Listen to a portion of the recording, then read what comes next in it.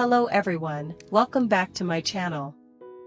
Today, I will continue to bring you the next part of the challenging yet love-filled journey of LyTuDiep and James. In the previous episode, the story opened in the bustling countryside market. At dawn, Diep carried fresh bundles of vegetables to sell. Little me trotted along behind, her tiny hands carefully helping her mother arrange each bundle neatly. The familiar calls of vendors echoed through the crowd, but within them lay the hard work and resilience of mother and daughter. From time to time, Nee looked up with an innocent smile, making all of Diep's exhaustion feel lighter. As long as her daughter was by her side, every burden seemed smaller. At the same time, in the glamorous city, James faced the greatest upheaval of his life. Once a powerful CEO, overnight he became penniless. His own father had coldly frozen all his accounts and forced him out of the company. The shock could have broken James, but in that darkness of despair, there was still a faint light, the quiet love of his mother. Unwilling to let her son sink into hopelessness, she secretly prepared a sum of money, 3 billion VND, and handed it directly to James. To many, it might seem like a small amount, but to James at that moment, it was faith itself, an opportunity to start over. He had no way back, only the choice to move forward. James chose not to return to the shadow of his former power. Instead, he boldly partnered with a fabric company, taking a new path, a difficult road, but one that held promise. Each contract, each negotiation carried his perseverance and unyielding spirit. Meanwhile, the farm, the shared dream of James and Diep, was nearly complete.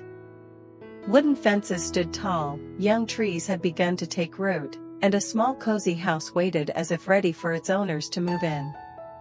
In just a few days, that home would be filled with laughter, sheltering Diep, little Nee, and James. Yet James's sudden transformation left Diep uneasy. Many nights, she woke to find him still sitting at his desk, surrounded by piles of documents. Doubt stirred in her heart. Is the path he has chosen truly secure? Can this happiness really last, or will storms once again sweep everything away?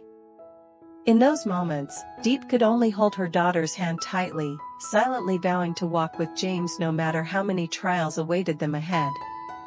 And now, I invite everyone to watch today's full episode to discover the next developments in their story. That evening's dinner took place in an unusually tense atmosphere. On the tray were a bowl of vegetable soup fragrant with scallions, a plate of braised fish still steaming, and a few simple yet familiar dishes. And yet, none of the three truly felt the food's flavor. Diep quietly watched James while placing bits of food onto Nee's plate.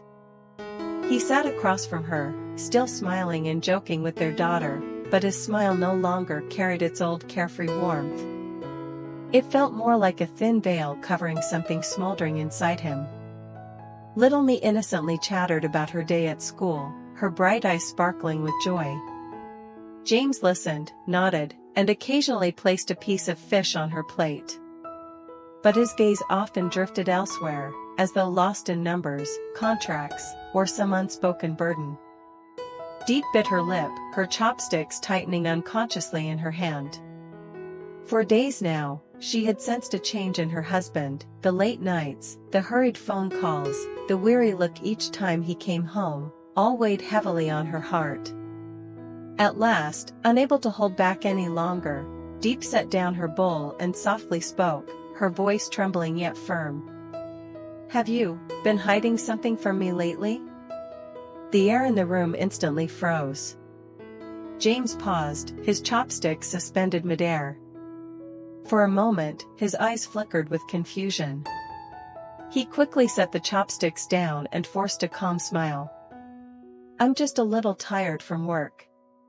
It's nothing. His tone sounded gentle, but it couldn't mask his hesitation. Diep looked directly at her husband, worry filling her gaze. She could feel clearly that he was hiding something, a burden he didn't want her to share. The soft clink of a spoon against the soup bowl broke the heavy silence. Outside, the night wind slipped through the cracks of the window, carrying with it a sharp chill.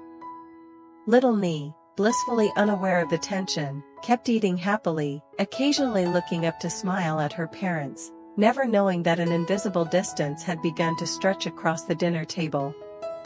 The next morning, as the first rays of sunlight spilled across the old tiled roofs, Diep was already awake. She carried 2 baskets of fresh vegetables from the garden to the market, with little Nee trotting behind, her tiny hand clutching tightly at her mother's shirt. The child chattered on about what had happened at school the day before, her voice crisp and lively like a young bird. At the market, mother and daughter quickly set up their stall. Though still small, Nee was obedient and eager, helping her mother neatly arrange each bundle of greens. From time to time, she even mimicked her mother's calls to customers, drawing laughter from passers-by. Before long, the fresh green vegetables were nearly sold out. Diep, though tired and drenched in sweat, couldn't help but smile softly as she watched her daughter's enthusiasm. By noon, under the scorching sun, the 2 packed up and headed home. But as Diep turned into the lane, she froze. In front of her gate stood a strange couple blocking the way. They were well-dressed, nothing like the local villagers. Their eyes were cold and probing, as though trying to pierce right through her. Diep's heart pounded, an ominous feeling crept over her. The woman suddenly stepped forward, her voice sharp, almost commanding. "We have legal documents.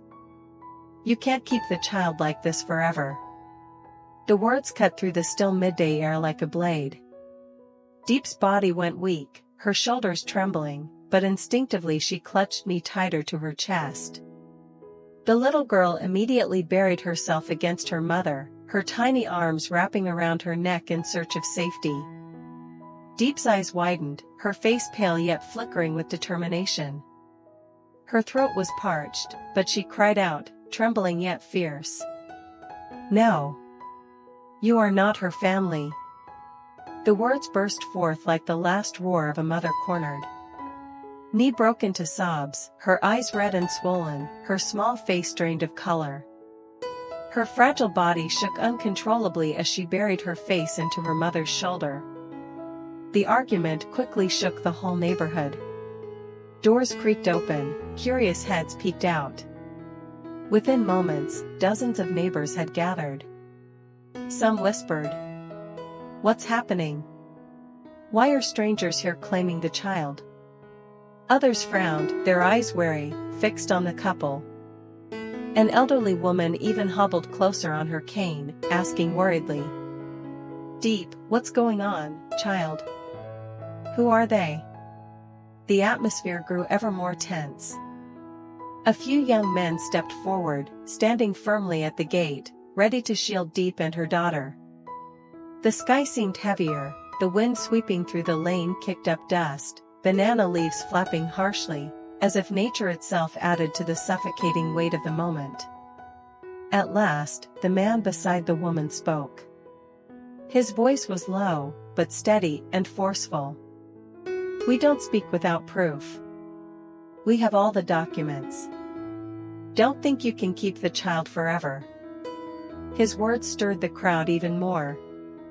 Dozens of eyes turned to Diep, some full of pity, others of worry. Surrounded by all those gazes, Diep held her daughter tightly, her heart racing wildly, her mind in chaos.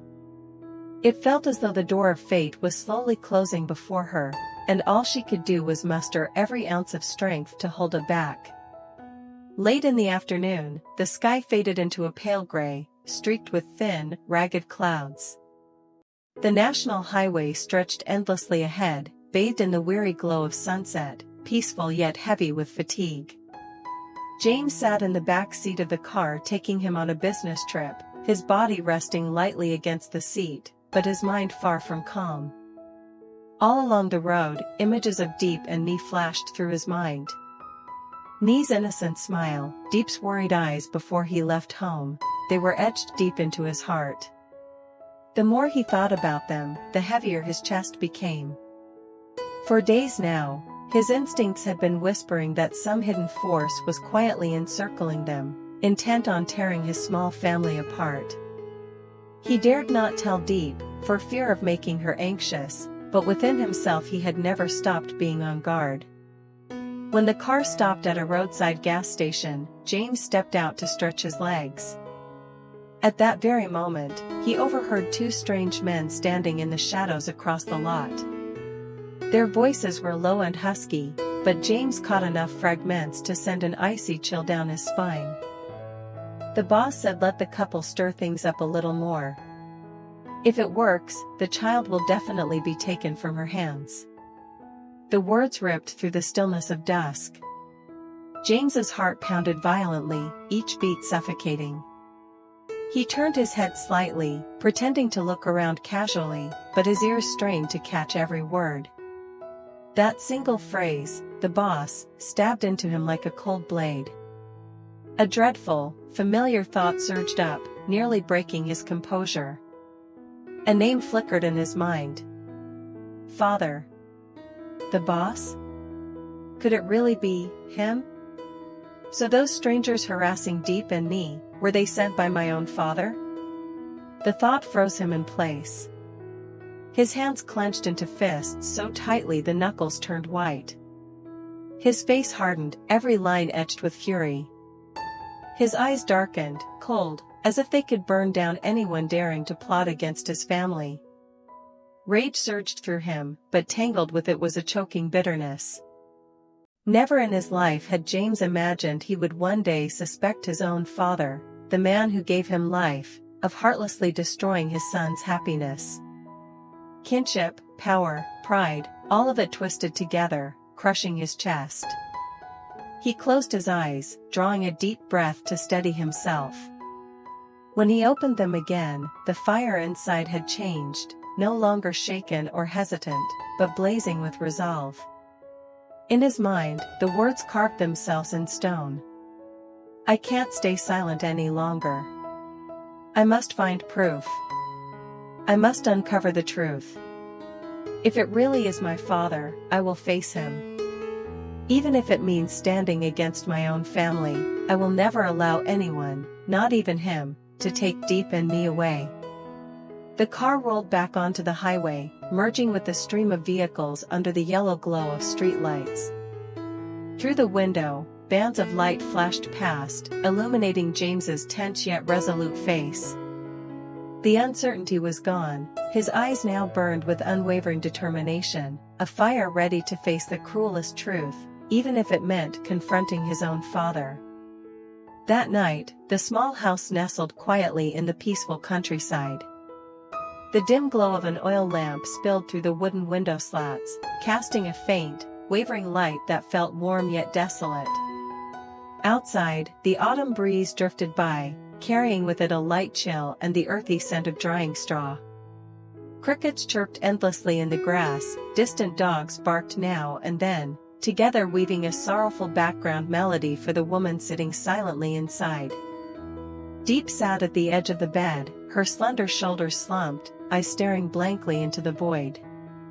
The dinner tray still lingered with the smell of cold food on the table, untouched. After a long day at the market, and the shock of the strange couple suddenly appearing at her gate to claim me, her mind felt completely drained. A suffocating unease pressed heavily on her chest, stealing her breath away. Her frail hands trembled as they clutched at her shirt, fingernails digging into the thin fabric.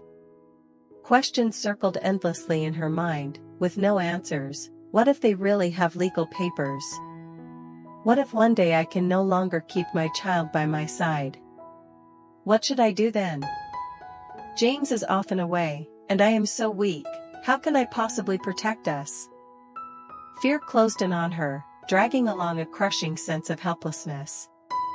Her chest tightened, her nose stung, her eyes burned, but she forced herself not to cry, afraid her daughter would worry. At that moment, Nee quietly approached. Her small bare feet padded gently across the cold floor, the soft sound startling Diep. The child said nothing, did not laugh or play as usual. Instead, she climbed onto the bed, wrapped her thin arms around her mother's neck, and pressed her innocent face against Diep's shoulder. Her small voice rose, soft but steady, innocent yet strangely resolute. "Don't be sad, Mommy. I will always stay with you and Uncle James." That short, tender sentence pierced the heavy darkness in Diep's heart like a sudden beam of light. All the defenses she had built up, all the bitterness and the tears she had held back all day, suddenly broke free. Hot tears streamed down her cheeks, burning as if they could wash away every fear. But they were not tears of pain alone, they carried deep emotion, because she realized that her daughter, the little girl she thought only knew how to hide in her arms for protection, was in fact the source of her strength. Diep hugged me tightly, as if afraid the child might vanish if she let go. Nestled in her arms, Nee rubbed her face against her mother, her eyes slowly closing, but her lips still curved in a faint, innocent smile. That pure expression reminded Diep that no matter how fierce the storms outside, as long as they had each other, they would endure. The flickering lamp cast the shadows of mother and daughter onto the cracked old wall, a tiny figure nestled in, and a steadfast embrace surrounding her. That quiet image etched itself more deeply into Diep's heart than anything else ever could. In that moment, she realized she was no longer alone. Her heart, once strangled by fear, began to warm again. From deep within, Diep silently vowed, for her daughter, for James, and for their little home, she would never allow anyone to steal away the happiness she had paid for with blood and tears. Late in the afternoon, the sun was about to sink behind the bamboo grove at the end of the dusty red road. The last golden light stretched out like honey, pouring over rows of young plants still beaded with morning dew that had not yet dried. James stood in the middle of the wide farm, his shoes dusted with soil, inhaling deeply. In the air lingered the earthy scent of freshly turned soil, the tang of new timber, and the sharpness of fresh lime, all blending into the distinct fragrance of a home in the making. Sounds of labor echoed everywhere. The rhythmic clang of hammers on wood, the creak of saws, the chatter of workers punctuated by bursts of laughter. Each man had his task, one smoothing plaster over the walls, another climbing the roof to adjust tiles, others carefully nailing the wooden fence into place. Together, they created a scene bustling yet peaceful, warm like a symphony of labor and hope. One worker approached from afar, his forehead glistening with sweat, hands caked in sawdust, shirt soaked through after a long day. He smiled, his voice steady and tinged with pride. "Mr. James, just 2 more days and everything will be finished. The roof is done, the fence is nearly complete. We only need to tidy up the garden and pave the yard." At those words, James's heart gave a strong tremor. He lifted his gaze toward the house slowly taking shape. Whitewashed walls gleamed as though scrubbed clean of dust, wide windows opened to sunlight and breezes, and the red-tiled roof glowed brightly against the tender green of the orchard. In front, rows of vegetables had begun to sprout, and the young pomelo trees pushed out their first shoots. The whole scene seemed to stretch its arms open, waiting for the warmth of family life to fill it. James fell silent, his eyes blurring for a moment. In his heart, a vow resounded clear and firm. "I must bring Diep and me here as soon as possible. Only here will they truly be safe. Far from the eyes of strangers, far from my father's controlling hand, this house will be the fortress that protects them." A shadow crossed his face as memories flooded back, the image of Diep trembling, clutching me at the gate, facing the strange couple waving vague documents. That vision cut into him like a blade. His blood boiled. He knew that unless he quickly built a foundation strong enough, another storm would come and sweep everything away. He inhaled deeply, his steps crunching against the gravel path that circled the house. The steady sound of stones underfoot was like a reminder, each step now carried heavy responsibility. He stopped under a young pomelo tree, looking up at the blazing sky of sunset stained with crimson. The wind carried the scent of soil and fresh leaves, tugging at his shirt. James clenched his fists, his face set with fierce determination. In his eyes burned a fire unyielding. By any means necessary, this place would become a haven of peace for Diep and me, a home no one, not even his own father, could ever touch. Night had fallen, and the sky was thick with darkness. The highway stretched endlessly ahead, lit only by the occasional street lamp and shadowy patches of forest that seemed to swallow all light. James gripped the steering wheel tightly, his eyes fixed on the road. The headlights cast a pale yellow beam, slicing through the night and illuminating the white lines along the asphalt. The veins on his hands bulged as he clenched the wheel, as if he could crush it in his grip. In his mind replayed the image of Diep clutching me at the gate, her face stricken with panic, tears streaking down her cheeks. His heart twisted, burning as though pierced by 100 knives. The roar of the engine filled the silent night, mingling with his own ragged breaths. James knew, the strangers had not appeared by chance. The conversation he had overheard at the gas station that afternoon confirmed it. And behind it all was a hand pulling the strings, the hand he dreaded most, his own father's. One searing thought consumed him: I must get back. I must take Diep and me away before it's too late. If I don't, I will lose everything. The dashboard clock ticked mercilessly forward, each minute torturing him with its slowness. Sweat ran down his forehead, soaking his collar, but he didn't bother to wipe it away. There was only one goal: to race through the night and return home. Above, the sky churned with thick storm clouds. Lightning split the darkness with streaks of eerie blue, warning of a storm to come. But James never eased his speed. With every thunderclap, he pressed the accelerator harder, letting the car roar forward, like a man bracing himself against fate itself.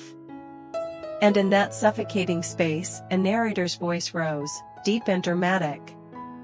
Strangers keep appearing, the scheme grows ever clearer. James has begun to follow the trail, but will he reach Diep and me before it's too late? Will he return in time before the storm strikes? And can Diep and me withstand the plots waiting beyond their door?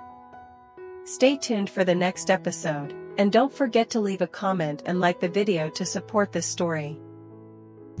Xin chào tất cả mọi người đã quay trở lại với kênh của mình. Hôm nay thì mình tiếp tục đưa đến với mọi người câu chuyện của CE của mẹ đơn thân Lý Hoài Ca và cảnh sát Hùng nha mọi người. Mọi người thân mến, thì ở tập trước mọi người cũng đã biết là Hùng và Ca thì đã quyết định đến bên nhau và đã yêu nhau thật hạnh phúc và ở bên nhau. Vậy thì trong những tập tiếp theo, tình yêu của Ca và Hùng sẽ diễn ra như thế nào? Cuộc sống sau hôn nhân sẽ ra sao khi Ca tiếp tục ở lại nhà của mình để làm những công việc đi chợ thu hoạch, còn Hùng thì là một người cảnh sát thì anh phải đi xa để tiếp tục với công việc công tác của mình. Và đặc biệt khi Hùng đã bị chuyển cơ quan và phải làm việc ở cơ quan mới đến tận 5 năm thì liệu anh sẽ tính xa và mọi chuyện sẽ tiếp diễn như thế nào? Liệu trong khoảng cách xa như thế thì tình yêu của họ có được bền vững hay không? Thì mời mọi người đón xem ở phần sau nha. Và hãy đăng ký kênh của mình, bật chuông thông báo lên để không bỏ lỡ bất kỳ video nào mọi người nhé.